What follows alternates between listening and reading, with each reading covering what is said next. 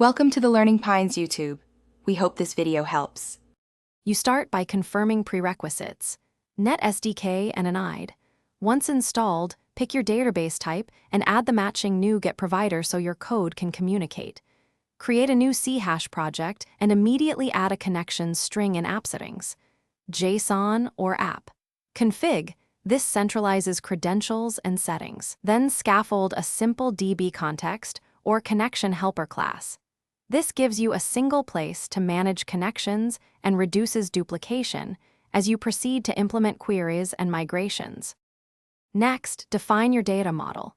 Create entity classes with properties and any data annotations to enforce types and constraints.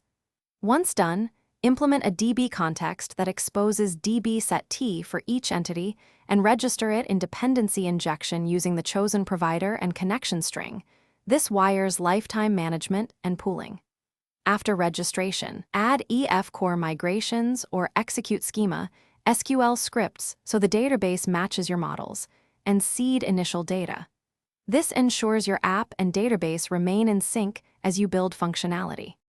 Finally, implement repository or service layer methods for create, read, update, and delete, using async operations and explicit transactions when modifying multiple tables. Once implemented, run integration tests against a local or test database to validate queries, connection pooling, and timeouts. Deploy migrations to your production DB and enable logging. If something breaks, first check the connection string and provider version mismatch. Connection configuration errors are the most common cause and often fixed by comparing environment settings and NuGet package versions. Thanks for watching. Consider subscribing if we helped you.